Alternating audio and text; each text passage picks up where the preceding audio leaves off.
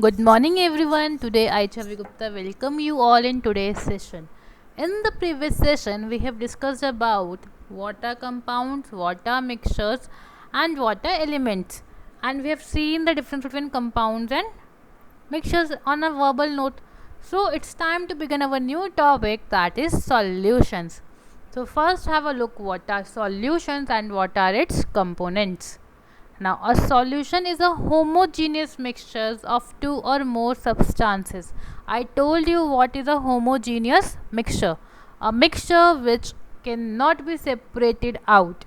Clear? So, a solution is a homogeneous mixture of two or more substances which are chemically non-reacting.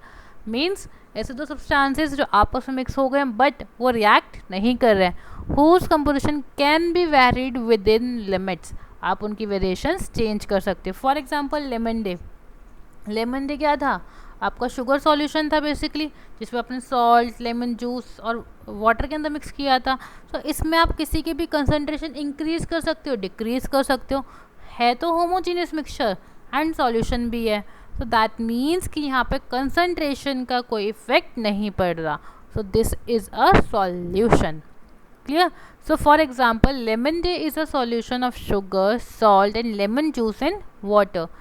These four components of the solution do not react with each other since each constituent has its own taste in the lemon day. There is a homogeneity at the particle level. Homogeneity means कि same है सब कुछ, कोई भी particle distinguish नहीं कर रहे हम. That is lemonade taste the same throughout, हर जगह टेस्ट इक्वल रहेगा. नेक्स्ट आपका विनेगर है. विनेगर भी आपका होमोजीनियस मिक्सचर है. क्यों? क्योंकि वहाँ पे भी आप वहाँ पे भी एसिटिक एसिड को वाटर में ऐड करते हो, बट एसिटिक एसिड और वाटर को दोनों को आप सेपरेट नहीं कर सकते. सो ये कैसा मिक्सचर हुआ? मिक्सेबल लिक्विड का मिक्सचर हुआ. Okay. Now the next is the solution of sugar, common salt, acetic acid in water are known as true solutions. Now miscible liquids तो हैं, बट अब यहाँ पे जब आप दोनों ही मिक्सचर्स की बात कर रहे हो वो दोनों नॉन सेपरेटिव है. क्लियर? एंड आप किसी भी सॉल्यूशन में से शुगर, कॉमन सॉल्ट और एसिडिक सॉल्यूशन को अलग अलग नहीं निकाल पा रहे, वो कम्प्लीटली डिजॉल्व हो गए वाटर के अंदर. So it is known as true solution. So this is because in these solutions the particles of the solute, sugar, salt, acetic acid, etc. are so thoroughly mixed with water that we cannot distinguish one from the other. True solutions में क्या होता है बेटा कि आप किसी भी particle को अलग अलग सेपरेट आउट नहीं कर सकते. क्लियर? एंड वो प्रॉपरली डिजॉल्व हो चुका होता है एक दूसरे के अंदर. Now let's see what are the components of a solution. अब सॉल्यूशन की बात कर रहे हैं तो ऑब्वियसली एक सॉल्यूट होगा, एक सॉल्वेंट होगा. आपने क्लास 6-7 में पढ़ा होगा कि जब भी हम सॉल्यूशन बनाते हैं तो वहाँ पे एक सॉल्यूट और एक सॉल्वेंट टर्म डिफाइन की जाती है. लाइक मैंने मिल्क इन वाटर बोला. क्लियर है? मैंने जब मिल्क इन वाटर बोला तो मिल्क इन वाटर में क्या है आपका? That is milk in water है ना. तो वाटर के अंदर हम मिल्क डाल रहे हैं, तो जिसके अंदर कोई चीज़ डाली जा रही है दैट इज़ योर सॉल्वेंट. तो वो डिजॉल्विंग पार्ट हो गया आपका. एंड क्या चीज़ डाली गई? मिल्क. तो मिल्क क्या हो गया आपका? सॉल्यूट. ये तो लिक्विड की बात हुई. अगर मैं सॉल्ट इन वाटर बोल रही हूँ तो सॉल्ट डाला गया, डिजॉल्व किया गया, तो दैट इज़ योर सॉल्यूट. ठीक. अब किसके अंदर डाला गया, किसके अंदर डिजॉल्व किया गया? That is your solvent. So this is your solvent. So water is a solvent. तो सॉल्यूशन में दो टर्म्स आते हैं, solute and solvent. The component dissolved is called the solute and the medium in which it is dissolved is called the solvent. Clear? Now for example sugar in water था. अब sugar in water that means sugar solute हो गया and water solvent हो गया. See आपको activity के through दिखाया जा रहा है. वाटर के अंदर शुगर डिजॉल्व की गई है, so that's why जिसके अंदर डिजॉल्व की जाती है वो सॉल्वेंट बनता है और जो चीज़ डिज़ोल्व की गई है वो आपका सॉल्यूट बनता है. दैट्स वाई यहाँ पे शुगर आपका सॉल्यूट है एंड वाटर आपका सॉल्वेंट है. नाउ अब आपको शुगर सॉल्यूशन के अंदर क्या शुगर के पार्टिकल्स अलग अलग विजिबल हो रहे हैं? नहीं, वो कम्प्लीटली डिज़ोल्व हो गए हैं आपका. सो जब ये कम्प्लीटली डिज़ोल्व हो जाते हैं किसी भी लिक्विड के अंदर, एंड वो सेपरेट नहीं किए जा सकते तो उसे हम क्या बोलते हैं, true solution. Clear. Now for example tincture of iodine. Tincture of iodine में क्या होता है, इसको बेसिकली आयोडीन इन एल्कोहल होता है। आपसे क्या पूछा जाता है कि टिंचर ऑफ आयोडीन में अगर एक कंपोनेंट आयोडीन है तो सेकंड कंपोनेंट क्या है, नॉट वाटर, वाटर नहीं होता, ठीक है, वहाँ पे सेकंड कंपोनेंट क्या होता है आपका, एल्कोहल। तो आयोडीन को एल्कोहल के अंदर मिक्स किया जाता है तभी वो टिंचर ऑफ आयोडीन, जो आप बेसिकली एंटीसेप्टिक होता है आपका, this is a tincture of iodine, ठीक है। सो उसमें आयोडीन क्या है, सॉल्यूट है, एंड एल्कोहल क्या है, सॉल्वेंट, बिकॉज आयोडीन को हम एल्कोहल के अंदर डिजॉल्व कर रहे हैं। So this is what we have studied about solution and its component. Fine, now let's see what are the types of solution. So we have basically solid solution, liquid solution और gases solution we have. Fine, अगर हम ये हमने बात की nature of substance की, substance कैसा है जो सॉल्वेंट की तरह बिहेव कर रहा है, ठीक है। सो सॉलिड सॉल्यूशन में सॉल्वेंट क्या होगा, सॉलिड। लिक्विड सॉल्यूशन में सॉल्वेंट क्या होगा, लिक्विड। और गैस सॉल्यूशन में सॉल्वेंट क्या होगा, gas. Clear. So let's begin what is solid solution. Solid के अंदर सॉलिड मिक्स किया जा रहा है, सो this is your solid solution. The best example is alloy. हमने जब एलॉय का लास्ट वीडियो में देखा था तो मैंने आपको बताया था कि जो स्टेनलेस स्टील जो यूटेंसिल्स हम यूज़ कर रहे हैं, हमने आयरन के अंदर निकल, क्रोमियम और कार्बन डाला था। क्लियर है।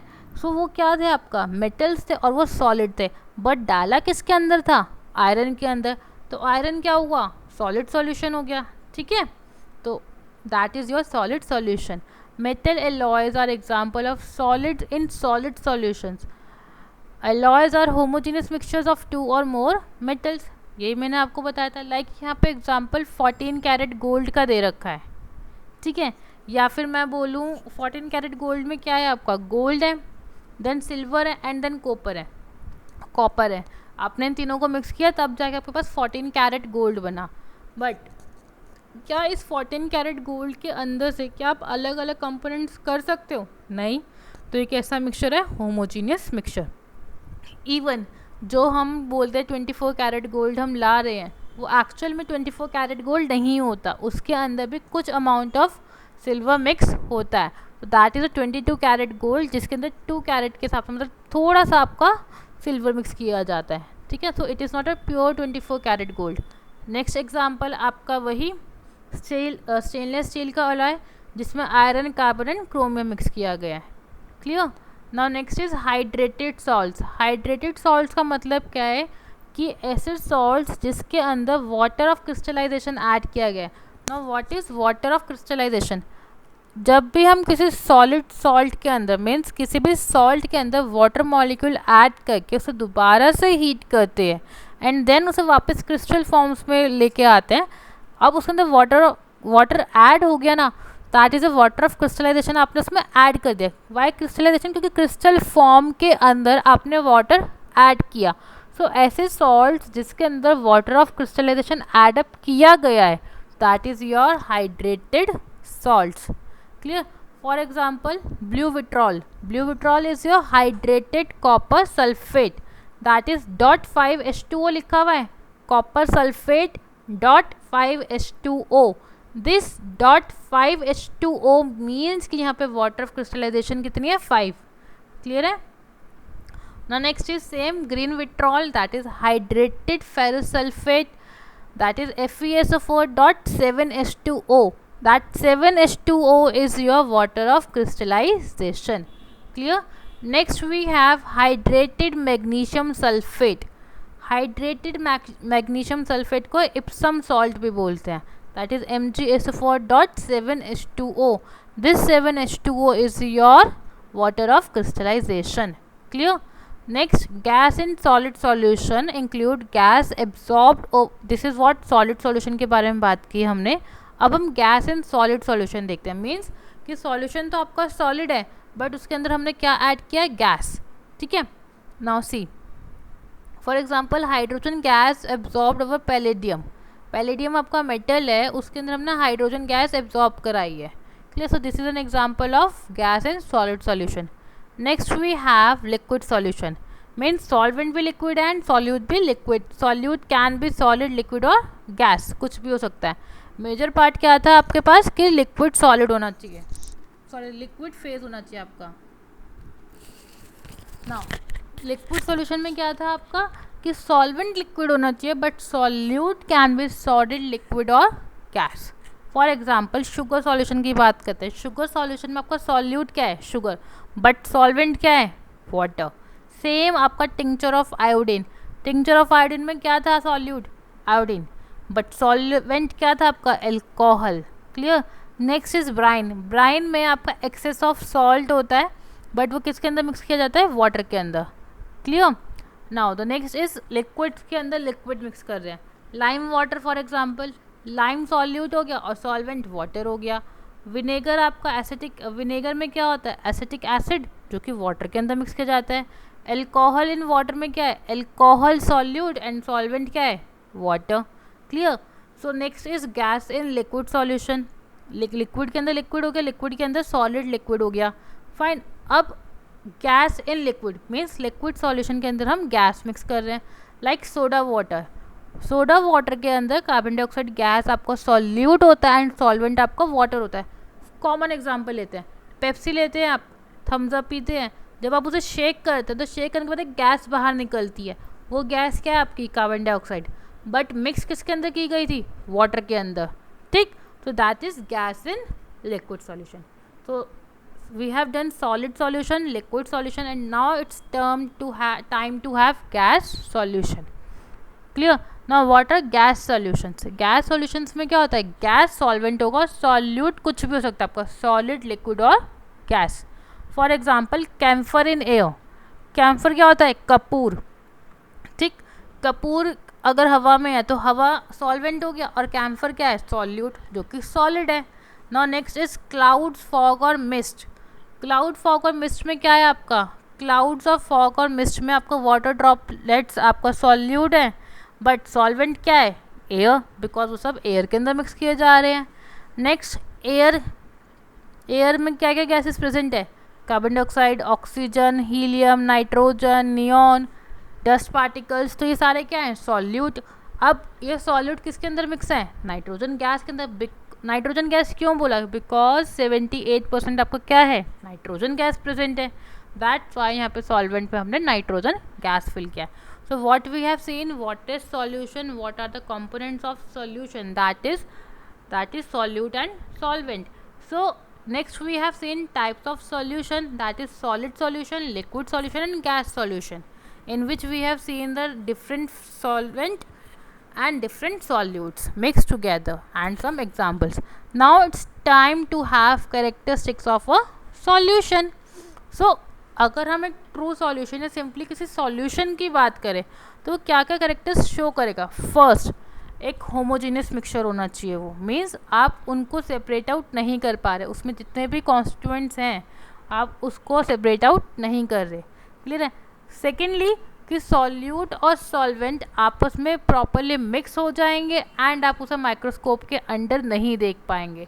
द नेक्स्ट पॉइंट इज कि कंपोजिशन और प्रॉपर्टीज़ जो होंगी ट्रू सॉल्यूशन की या सॉल्यूट की वो पूरे मिक्सचर्स के थ्रू सेम रहेगी, चेंज नहीं होगी. ऐसा नहीं कि आप बॉटम से उठाओगे तो उसका टेस्ट अलग आएगा एंड टॉप से उठाओगे तो उसका टेस्ट अलग आएगा. अगर ऐसा है तो वो सॉल्यूशन प्रॉपरली प्रिपेयर नहीं हुआ है. नेक्स्ट, ट्रू सॉल्यूशन के अंदर जो पार्टिकल साइज होते हैं उसका साइज 10⁻⁹ मीटर होता है या फिर 1 nanometre. Why it is nanometre, because nanometre को जब हम मीटर में एक्सप्रेस करते हैं तब वो 10⁻⁹ मीटर में फॉर्म होता है. क्लियर. ट्रू सॉल्यूशन क्लियर होता है, ट्रांसपेरेंट होता है, प्रॉपरली विजिबल होता है. लाइक आपने शुगर सॉल्यूशन बनाया होगा या लेमन जूस बनाया होगा तो उसमें आप सब कुछ क्लियरली देख सकते हैं. क्लियर है. स्कैटर लाइट नहीं करती. यहाँ पे मोस्ट इंपॉर्टेंट पॉइंट कि ट्रू सॉल्यूशन कभी भी लाइट स्कैटर नहीं करती. मीन्स जब आप उसमें टॉर्च की लाइट रे पास कराओगे तो आपको सिर्फ सॉल्यूशन दिखेगा बट लाइट रे कौन से पाथ से गई आपको वो विजिबल नहीं होगा. That means scattering of light नहीं है वहाँ पे. नेक्स्ट, कंपोनेंट्स जो होते हैं ट्रू सॉल्यूशन के आप उसे फिल्ट्रेशन के थ्रू सेपरेट आउट नहीं कर सकते. आप सबने पानी के अंदर नमक घोला होगा, ठीक है. जब आप नमक मिक्स करते हो वाटर के अंदर तो क्या आप सीव की हेल्प से छन्नी की हेल्प से क्या उस नमक को सेपरेट कर पाते हो? नहीं। दैट मीन्स कि ट्रू सॉल्यूशन में कभी भी मिक्स सॉल्यूट और सॉल्वेंट सेपरेट नहीं होता। Clear? Now this is because the solute particles and the solvent molecules are very small as compared to the pores in the filter paper. जो filter paper में pores हैं उससे भी छोटे होते हैं सॉल्यूट पार्टिकल्स जो कम्प्लीटली मिक्स हो जाते हैं सॉल्वेंट पार्टिकल्स के अंदर। ठीक है, सो इसलिए वो फिल्टर पेपर के पोर्स में स्टिक नहीं होते। द नेक्स्ट प्रॉपर्टी इज जो सॉल्यूट पार्टिकल्स हैं ट्रू सॉल्यूशन में कभी भी नीचे बैठते नहीं हैं, वो कम्प्लीटली डिज़ोल्व हो जाते हैं। और डिज़ोल्व होने का मतलब क्या है? डिज़ोल्व होने का मतलब सिर्फ इतना होता है कि आपको पता है पार्टिकल्स के बीच में स्पेसेस होती हैं। हमने फर्स्ट चैप्टर में डिस्कस किया था कि जो सॉलिड, लिक्विड और गैसेस पार्टिकल्स हैं उनके बीच में स्पेसेस हैं। तो जो हम सॉल्ट की बात कर रहे हैं, शुगर की बात कर रहे हैं, वो कहाँ जाके फिट हो रहे हैं? वो उन स्पेसेस के बीच में जाके फिट हो रहे हैं। तो फिट हो गए तो वो बाहर अपनी स्पेस छोड़ नहीं रहे, इसलिए आप उन्हें फ़िल्टर नहीं कर पा रहे, इसलिए उनका साइज़ छोटा है और इसलिए वो फ़िल्टर नहीं हो रहे। बट अगर मैं सैंड इन वाटर की बात करती हूँ तो सैंड इन वाटर में क्या होता है आपका? वो प्रॉपरली सेपरेट हो जाता है बिकॉज सैंड के पार्टिकल का साइज़ बहुत बड़ा है एंड वो सेपरेट आउट नहीं कर पा रहे हैं। ठीक, तो इसीलिए सेपरेट आउट रह गया और इसलिए वो सेपरेट हो जाते हैं। This is all what are the characteristics of solution. Now we will see the concentration of solution. The next topic is concentration of solution. Concentration of a solution का मतलब क्या है कि उसमें कितना सॉल्यूट डिज़ोल्व किया गया है एक पर्टिकुलर मास ऑफ सॉल्यूशन के अकॉर्डिंग या सॉल्वेंट के अकॉर्डिंग, या फिर उसकी कितनी सॉल्यूशन की वॉल्यूम है। मीन्स मैंने 10 ग्राम सॉल्यूट डिज़ोल्व किया 1 लीटर पानी में, तो वो कंसंट्रेशन हो गया सॉल्यूशन का। या फिर मैं बोलूँ 20 ग्राम सॉल्ट मैंने लिया 1 लीटर के पानी में, सो 10 से 20 पे आ गई, तो वहाँ पे कंसंट्रेशन में फ़र्क हो गया। तो यही कंसंट्रेशन ऑफ सॉल्यूशन समझाता है आपको कि कितना सॉल्यूट आपने डिज़ोल्व किया है एक पर्टिकुलर मास के अंदर या वॉल्यूम के अंदर, वही उसका कंसंट्रेशन डिफाइन करता है। Now the next is concentration of a solid in a liquid solution. Means कि एक सॉलिड की बात की जा रही है लिक्विड के अंदर, कि कितना सॉलिड आपने डिज़ोल्व किया है कितने सॉल्यूट के अंदर या कितने लिक्विड सॉल्यूशन में। एंड सॉल्यूशन में क्या होता है? सॉल्यूट और सॉल्वेंट दोनों आता है। अब जब सॉलिड की बात की जा रही है, सॉलिड, जब हम सॉलिड की बात कर रहे हैं तो हम वहाँ पे मास की बात करेंगे, क्योंकि वहाँ पे सॉल्यूशन तो है ही नहीं, हमने कोई लिक्विड सॉल्यूशन थोड़ी लिया है। मीन्स हम जो सॉल्यूट डिज़ोल्व करें वो लिक्विड स्टेट में थोड़ी है, वो तो सॉलिड स्टेट में है। तो इसीलिए हम यहाँ पे फर्स्ट फॉर्मूला जो आपका आता है मास बाय मास परसेंटेज का आता है। मीन्स कि आप मास को मास से कंपेयर कर रहे हो। क्लियर है? सो मास ऑफ सॉल्यूट की कितना मास आपने लिया है according to mass of solute plus mass of solvent, क्योंकि जब हम मास ऑफ सॉल्यूट और मास ऑफ सॉल्वेंट को ऐड करेंगे वही आपको क्या देगा? सॉल्यूशन देगा। इनटू में 100। Y it is 100? बिकॉज हमें परसेंटेज निकालनी है। Clear? Now the next is कि मास बाय वॉल्यूम। मीन्स हमने सॉल्यूट का मास लिया और हम एक सॉल्यूशन के अंदर डिज़ोल्व करा रहे हैं, तो वहाँ पे वॉल्यूम ऑफ सॉल्यूशन आ जाता है इनटू 100। अभी हम यहाँ पे एग्जांपल्स देखेंगे, don't worry about that. Now I hope this is clear कि मास बाय मास में हम मास ऑफ सॉल्यूट को मास ऑफ सॉल्यूट और मास ऑफ सॉल्वेंट से कंपेयर कर रहे हैं, बट मास बाय वॉल्यूम में हम मास ऑफ सॉल्यूट को वॉल्यूम ऑफ सॉल्यूशन से कंपेयर कर रहे हैं। फॉर्मूले में इंडिकेट कर रहे हैं सब कुछ मास बाय मास, तो आप मास लेंगे, मास बाय वॉल्यूम तो मास बाय वॉल्यूम लेंगे आप। Next, concentration of a liquid in a liquid. Means liquid को डिसॉल्व करें लिक्विड के अंदर, तो ऑब्वियसली आप वॉल्यूम लेंगे दोनों का। क्लियर है? तो volume of a solute upon में volume of a solution into 100। Clear है यहाँ तक? तो this is a general formula. Not just see the example.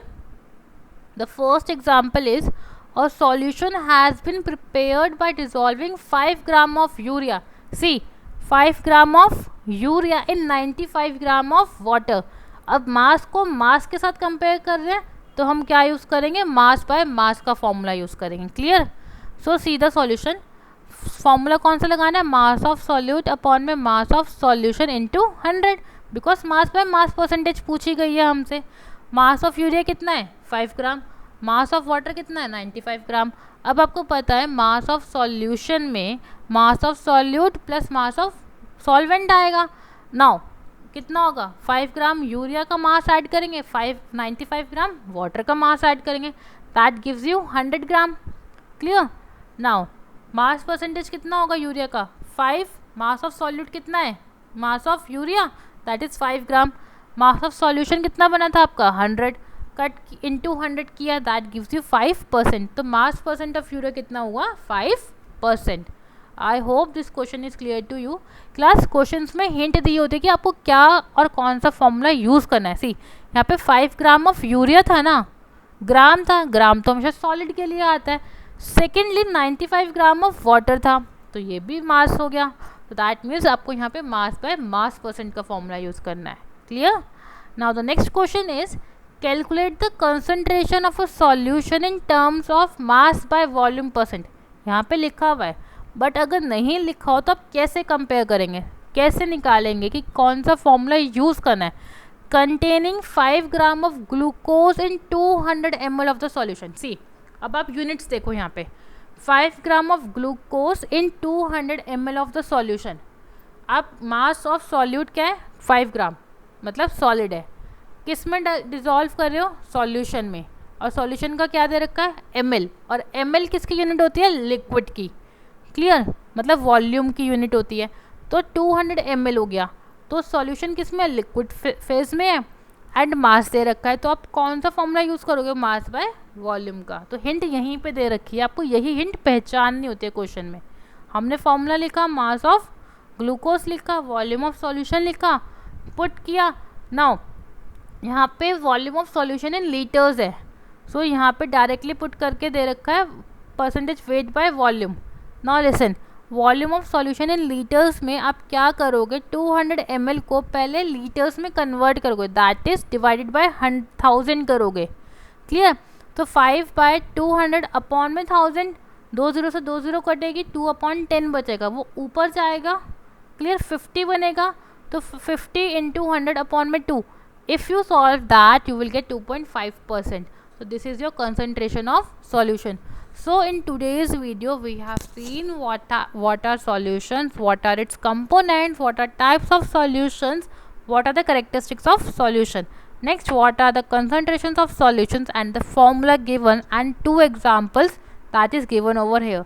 That's all for today. Please copy all the notes and try to solve maximum questions given in your NCERT in-text questions for mass by mass, mass by volume, and volume by volume. That's all for today. Thank you.